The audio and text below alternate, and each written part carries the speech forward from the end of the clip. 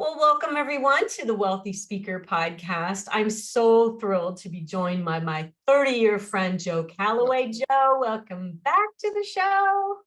Oh, I could do this every day. I swear I could. Yeah, we go way back. We've got some history, Jane. Said 30 years, and it really literally has been. And I have had just this great kind of bird's eye view of your business over that time. Yeah. The first time I ever laid eyes on you, here's a throwback, was in the NSA. So NSA, National Speakers Association, you guys used to put out a very thick, almost phone book looking catalog. Yes. And my first vision of Joe Calloway was this photo of him. He took out a full page ad and he's got a suit on and his hands in his pocket and he's got his head thrown back and he's laughing. And I thought to myself, oh, that guy looks cool. I'm going to get to know him. And sure enough, it's probably a matter of a year before I got to find out who you were. And we started hanging out. And it's been ever since then. Do you remember taking out that full page ad? Yeah, and I ran it for about 3 years, and it didn't talk about my speeches. It just said Joe Calloway, and I think maybe had my phone number because that was before email. And people were like, well, it doesn't even say what he does. What's up with that? But that was the point, just to get everybody kind of chattering about it. And I'm still talking about it 30 years. There you go. It worked. More of those. Maybe this, I'm thinking about retitling this talk. We're really talking about today what coming off the road looks like and feels like for you. Yeah. But before we kind of dive into that, talk about where did you start and what kind of business did you run? I was with two different real estate firms, Jane. One, I became the general manager of a very small firm. And then the other one, I was the director of marketing. But in both of those, I was in charge of all the training and all the meetings. And so I was up in front of these agents trying to give them ideas that would help them be more successful. Mm-hmm. That moved into doing workshops. I got picked up by one of these. You don't see them that much anymore, but there used to be firms that would have catalogs of seminars, and they were done all over the country. And I went to city to city to city doing 2 different full-day seminars. And they were basically kind of manager leadership workshops. And that was a really great training ground for me, just to be out there slogging it out. And then people start, and I did other workshops for companies here in Nashville. And then people started saying, loved your workshop. Could you come do a speech to our professional group, our trade group, whatever? And so I learned how to do, little by little, I learned how to do a keynote speech. Mm-hmm. So I started doing those on my own, then got picked up by bureaus. And bureaus were my main source of speaking for a very long time, like 20 years. So I really, really worked that bureau market, and it was very good to me. Over the course of my keynoting career, I moved through a number of different topics. I started off, and it was pretty just kind of general motivation. And then customer service for a while, wasn't it? Say what? Customer service for a while. Say it one more time. You do customer service for a while? Yeah, it went from motivation to customer service. I did a couple of years doing branding, not advertising branding, but your people are your brand, that kind of thing. And that was also customer oriented. Eventually ended up doing pretty much just leadership topics. I was always very general. If you looked at the topics I was doing, there were 1,000 other speakers doing the exact same topics. I was also very general in my market. I worked for every kind of company an event you can imagine. So I was very much a generalist until the end, when I started zeroing in on leadership, senior leadership. And Jane, I shifted from keynotes to small, high-level leadership workshops. I mean, it would be 12 people and me, and more often than not, I would be sitting down through the whole workshop. It would be like in a boardroom, that kind of thing. It's a brainstorming thing. And what I've noticed, and I want to kind of land on where you are today, but what I've noticed over time is that you do what you loved until you didn't love it anymore, and then you do something else. And fortunately, the bureaus loved you enough. And here's what I think: you say you were a generalist, but I think the differentiator was this kind of Joe Calloway, just really real, authentic. I'm just here to tell you like what it is. I'm just here to report the news to you, rather than you say, I'm the expert, I'm the expert. And that really flew. So the secret sauce was Joe. The topics and the ideas were like, I'm just here to reinforce something that you probably already know.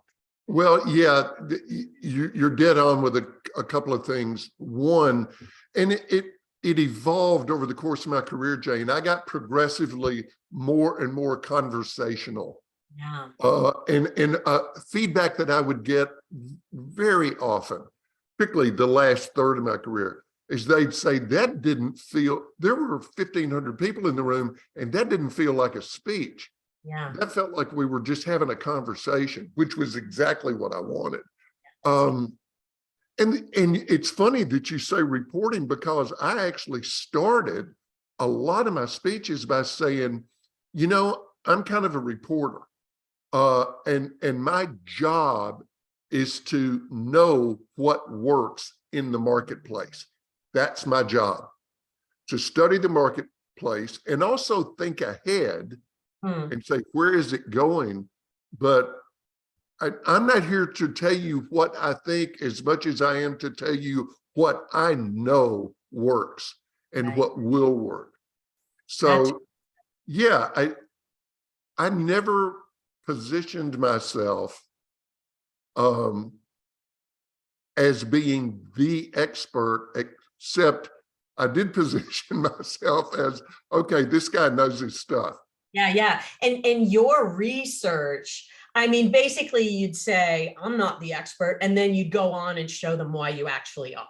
So there's something very endearing about the fact that this guy isn't standing up there tooting his own horn, but at the same time, you're growing in terms of admiration for how much you did know about an industry. I mean, your research ahead of time was really stellar. And people really got, oh, okay, I never thought about it that way before. I looked at my job as being exactly what I said a second ago. My job is to understand business and certain, like the customer experience or leadership. And I researched every single day. I mean, that was my job. And other people, very successfully, their job was to sell the speech. That was never my job, ever, ever, ever.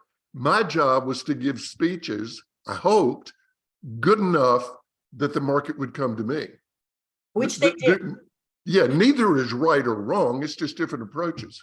Okay, so talk about today and how hard is it not, because you're still probably getting spinoff from things that happened years ago. Yeah. How hard is it for you to just say, okay, what was your line in the sand? What did you say you weren't going to do anymore? And how did you come to that decision? In January of, oh my gosh, Jane, my timing, I was so lucky. In January of 2019, like 14 months before COVID, I sent an email on a Monday afternoon, an email to every bureau that represented me and my entire client list saying, I'm no longer doing keynotes. I'm doing a very limited number of these high-level leadership workshops. Okay. And so I did those for the rest of 19 and into, a month or two into 20. But I was ratcheting down even the number of those. So when COVID hit, it was like, well, I already quit. I mean, when COVID hit, yeah, I said, I was totally on the sidelines through all of COVID.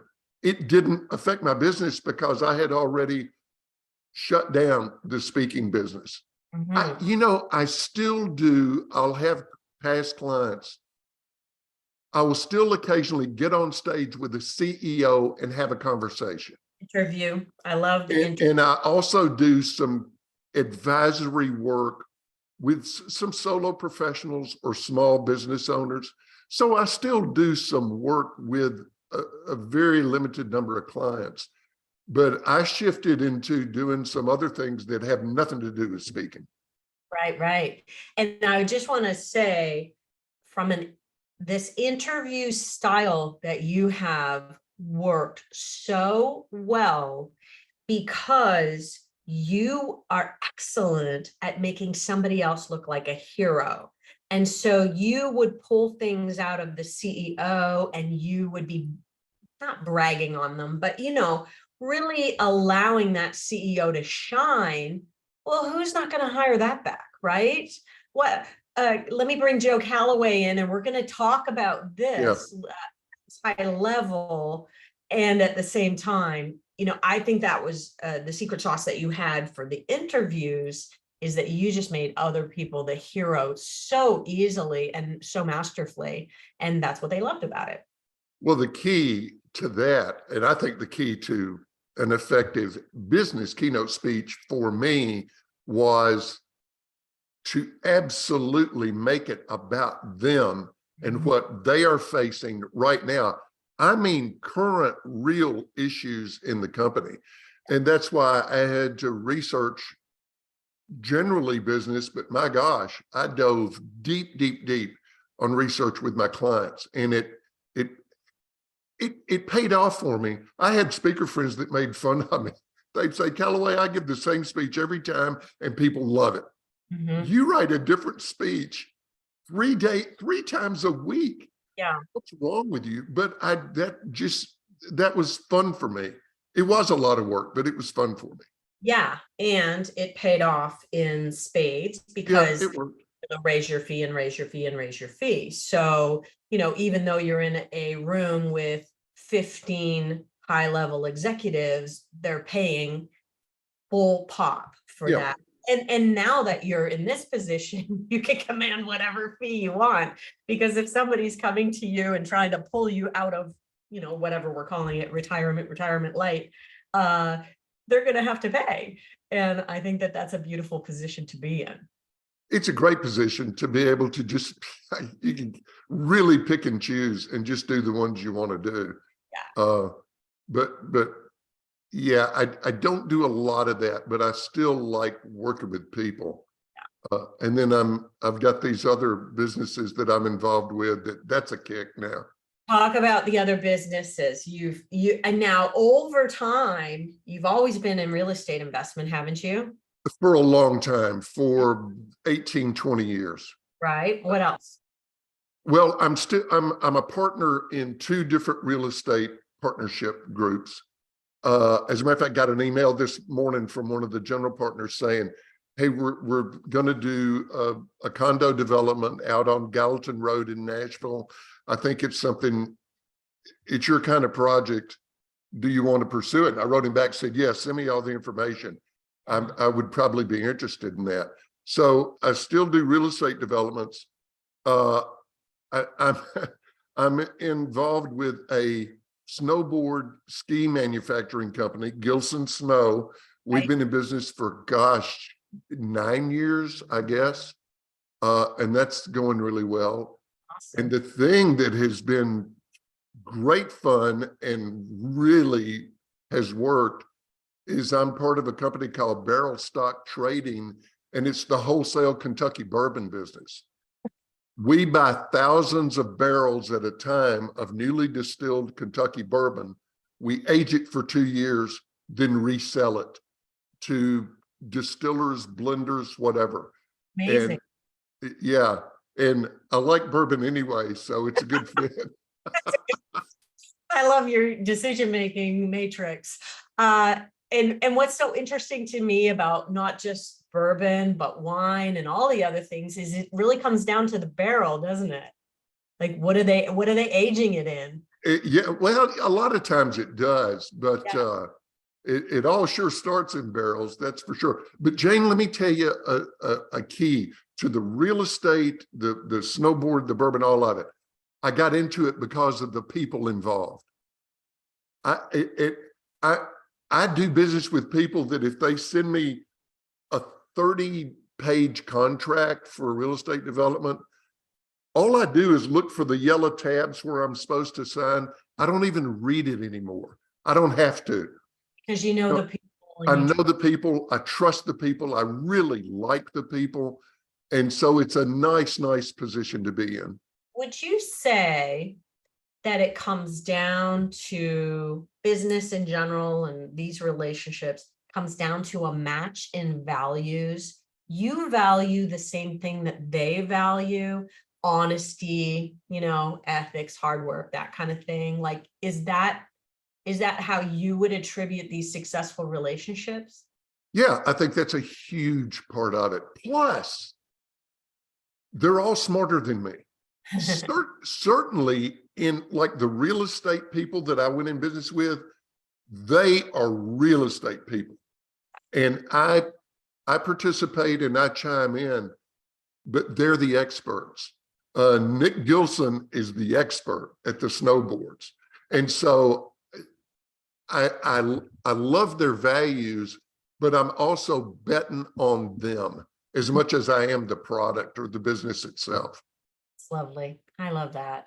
So thinking about the flashpoints in your career, I hate to call it a career because it's really a business, but anyway, let's just call it a career. Sure. How many years were you in business for? And what were some of the flashpoints that you think are worth noting? I was in business as a speaker for right at, well, 38 years. Nice. Probably, yeah, I'm trying to do the math here. Probably about 38 years. So 82 to 19, 20, 37 years. The first flashpoint, because I've talked about this before. The first flashpoint, I think, was I was knocking around getting jobs on my own here in Nashville and in the general area. I was sending out, and Jane, it started out, you didn't have a preview video. You sent a cassette tape, audio only. That was your preview. That was your demo. Look it And up, that's what, people, cassette tape. yeah, I was sending those to bureaus. And then I did do, oh gosh, I'm sure it was so awful, but it was a video, and I sent it, Jane, to John Palmer, who National Speakers Bureau, and he was kind of the godfather of the bureau business. Yeah. He really was one of the pioneers in Speakers Bureau. And of course, his son, Brian, took over National Speakers Bureau, but I sent it to John, and one of John's regular clients, it was a restaurant chain, and they called John. John told me the story afterwards about how I got the book. Called John and said, John, we're having a regional meeting, but we don't have our usual budget. And John said, well, okay, let's both take a chance on this new speaker. He looks like he might have something, but you willing to roll the dice? And the guy said, sure. Well, the speech was a hit. So I was off and running with the National Speakers Bureau. That was a flashpoint. Another big flashpoint, Jane, I got booked to do a speech for Rollerblade in Minneapolis. And it was Renee Strom, who was a bureau person up there for ages. Renee booked me, and it was the very first booking that she had done for me. And it was one of those speeches where is if and everybody listening has had this experience, and it's so fabulous. If I had said, you know, guys, I've been thinking, and I think the sun's going to come up in the east tomorrow, the audience would have gone crazy over that. It was just one of those where everything I said was working. And Renee was in the back of the room going, holy cow, this guy's great. So she called all of her speaker friends and said, book this guy and see how it goes. So yeah. So those two bureau interactions, John Palmer got me started, and then Renee really got the ball rolling with other bureaus. And then the third one, Jane, was a New York publisher called me and said, I've been looking at articles that you posted on your website. I like the way you write. Would you have any interest in writing a book? I said, yeah, I would. He said, do you know how to write a book proposal? I said, interestingly enough, I was just in Maui for the annual authors and writers conference. And one of the sessions I did was on how to write a book proposal. So yeah, I do know how. He said, send it to me and we'll take a look. Send it to him. I thought they had written me off because it was a couple of months. He called me back. He said, we want to publish a book. Let's do a deal. Yeah. So it was my first book, becoming a category of one. That, in addition to breaking in with bureaus, that was a huge flashpoint. Now let's talk about becoming a category of one. Published through Wiley, yeah? Yeah. And you did something, though, that pushed it up the bestseller list, which was in the field of PR. What did you do? Do you mind sharing how much you spent to really promote that book? And there was one thing that happened that created a little flashpoint inside the flashpoint. Do you know what I'm talking about? I'm not sure. I'll tell you. Got a review by somebody. Your money. Publishers Weekly. Yeah. Publishers Weekly did the first review of the book, and it was a very good review. Here's what I did. I spent, I think, now this was 2003, I think. I wrote a check for $50,000 to a PR firm that specialized in books. And they said, I talked to them about it, and they said, send us the book because we won't take it on if we don't believe in it. That's the way we work. If we like it, then it'll probably get good reviews because we only like really good books. But we can't guarantee you good reviews. We can guarantee you that if we send the book, it will get looked at. And that's the when you're looking for PR, you need somebody who has the Rolodex. You need someone whose name has clout associated. Has clout, yeah. So there was that. I also did advertising in regional editions of USA Today. I advertised in Business Week. I spent about $150,000 to promote that book. Did you get into airport bookstores? Yep. And so let's talk about the payoff with that. Okay, so that sounds like a lot of money to spend on a book, but let's look at what happened at the other end. Your fee went up, your bookings went up. I mean, it probably didn't take that long for that to pay off for you. No, and here was my strategy with every book I wrote. You know, every now and then I'll still get calls from people saying, how do I get a publisher? And I'll say, well, let's back up.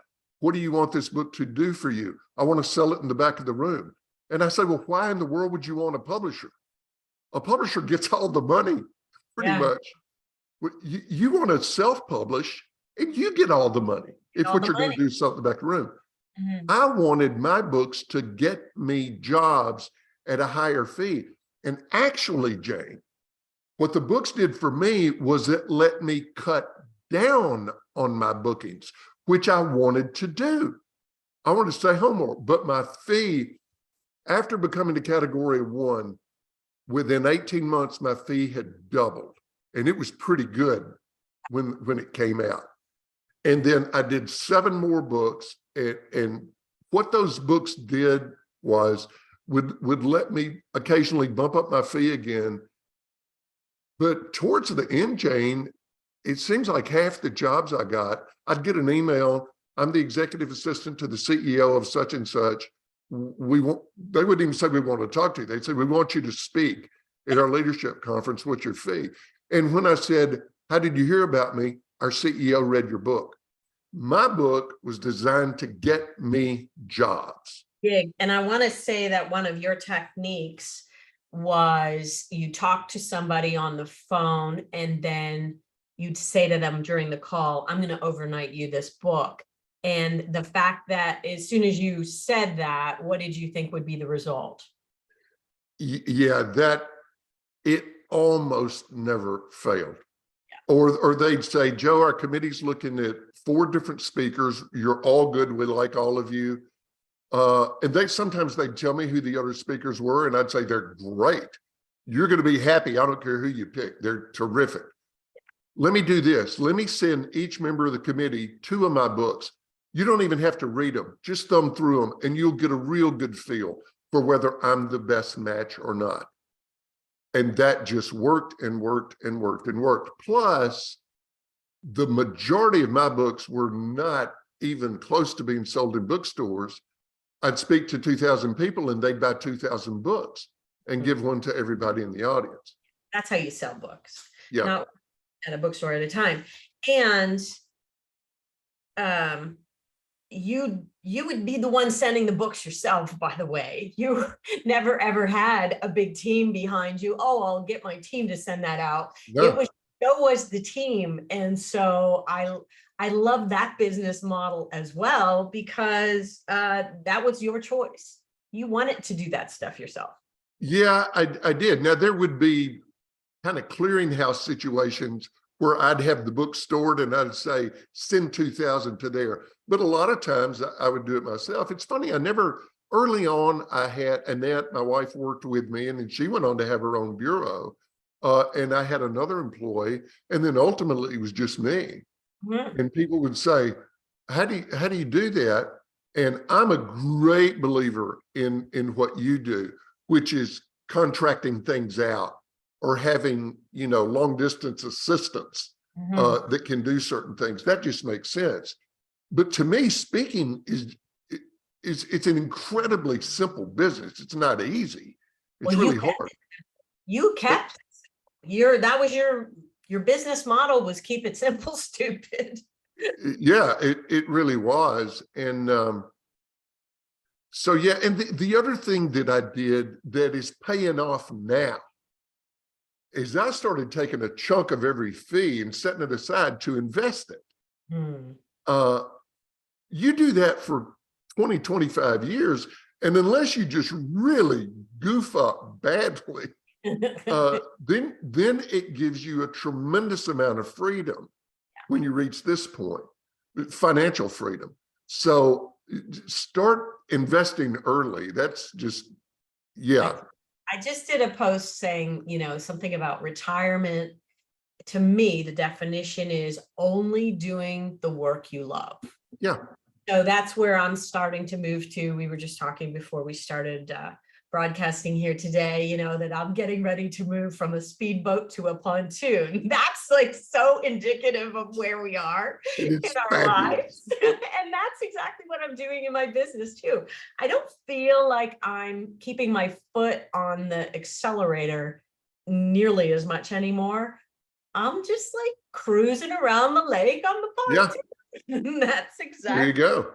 That's exact puttering. And so just doing the types of things that we really, really love.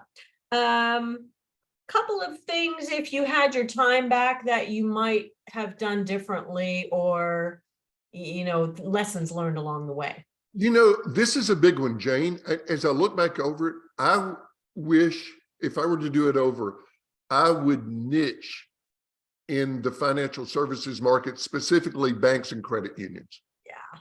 I was just such a good match with them. Yeah, for banks. And I wish I had become known as other people have as the bank guy. And I was yeah, I was to a large degree, but I didn't say I'm going to make that my turf and Okay, just do that. that's interesting. So, just to play the devil's advocate on that, some people might say, oh, but am I turning away a whole bunch of other business? The advantage of being the master in one trade, in one industry, in one vertical is what? Well, number one, you get to do the work that you want to do because you don't niche in something unless you go, this feels great. Yeah, yeah, yeah. I would have been working only with audiences that I was almost totally comfortable with. Mhm. It would have been, I think I could have, even before the books, if I had been known as one of the guys or gals for bank and credit unions, I could have raised my fee sooner. Yes. But Yeah. so yeah, those things mostly. Did I just think it would have been, I think it would have been an easier ride, and it would have been fun. focus, like you'd have so much Yeah, focus just to be really focused. and By the going. way, let me throw this in just for fun. Last Friday, I drove to Winston-Salem, North Carolina, to go to a full-day seminar put on by the Wake Forest University School of Business about change leadership, which was one of my areas. Mhm. But I got the email about that and I thought, you know, they may have some perspectives on that that I've never thought of. And so I was a student in this all-day seminar. I just wanted to learn something new. And that's fun to get to be able to do that now. And isn't it fun just to go in anonymously to a room and sit Yep. back and absorb and see things from Yeah. a perspective? I think that's so fun. Backing up to the banking for a second, Yeah. you do a cross-country tour for the Bank of America. What did that look like? Was it, do I have the right bank? Chase Bank. Oh, Chase, sorry. Yeah.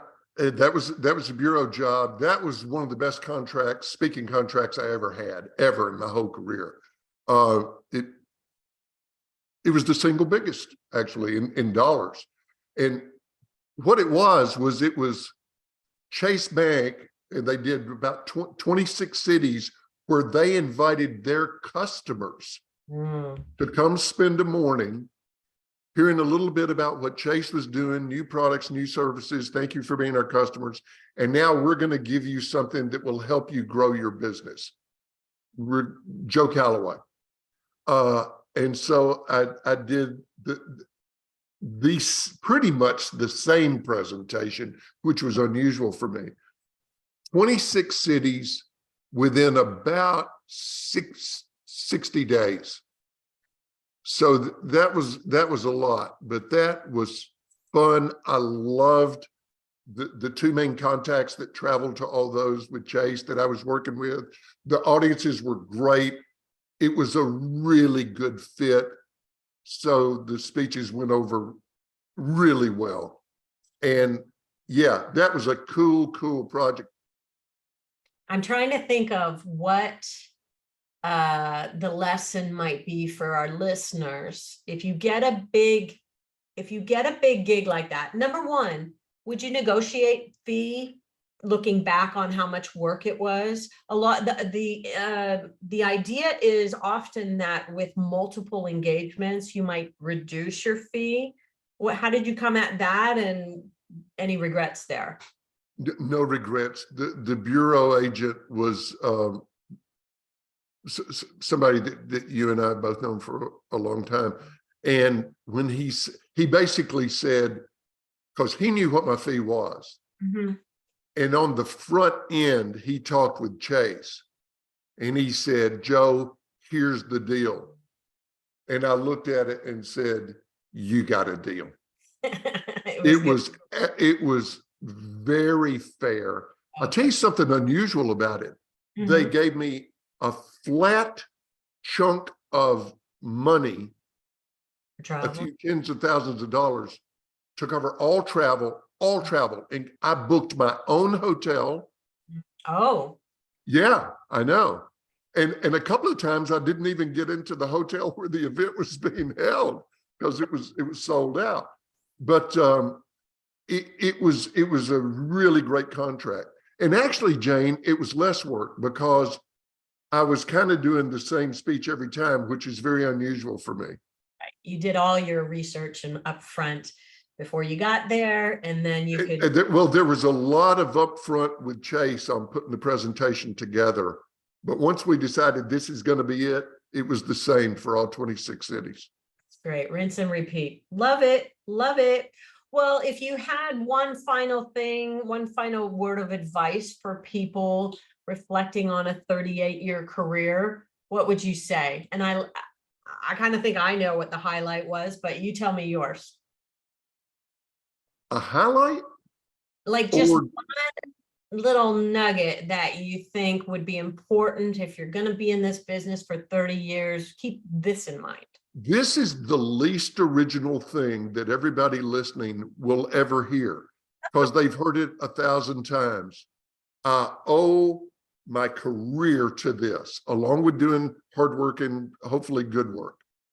I'm telling you, it is the quality of the relationships.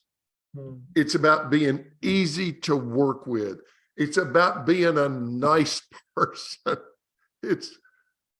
And listen, and the people that I worked with, they were nice people because little by little, if they weren't nice, I weeded them out anyway. I don't want to work with jerks, but I'm telling you, it's, and you know, the people that I've worked with, they're great people. It's and fun. they're lifelong friends. And it's the relationships. This makes it so much fun. So I'm going to add on that. Be easy to work with, build great relationships, and invest a portion of every speech in something else. I'm telling you, buy an index fund in the stock market, whatever. Yeah. But Invest put your money to work. Your money to work for you so that when 38 years has passed and you're ready to say, I don't want to travel as much anymore. You're ready to say, by gosh, I want a big ass pontoon boat. There we go. There's a song for that. Let's do it. Gotta be. I love it. Joe, if people want to connect with you, how would you prefer? Do you want LinkedIn or what's the best way? I'm on LinkedIn. I'm happy to connect with anybody and everybody listen to this on LinkedIn. And actually, that's probably the best way. Okay. Joe Calloway. He's on LinkedIn. Joe Calloway, and it's Calloway on LinkedIn. And Joe, I just want to say thank you. I don't know if this is our third or fourth or fifth time that we've talked about different things. And it's really great to watch you riding around on your own version of your pontoon and getting to do the things that make you happy. Thank you so much for your contribution, not just to, this podcast, but to my life. I mean, you're the one that gave me the term, pick a lane. People think it's mine. And I'm like, no, Joe Calloway gave me that term. Thank you so much for the influence that you've had over my life. I appreciate it. Listen, it goes both ways, and you know it does. This is just a joy for me to get to be with you, Jane. Okay, Gush Fest over. Thank you all for listening. And with that, we'll say, see you soon, wealthy speakers. Bye for now, everybody.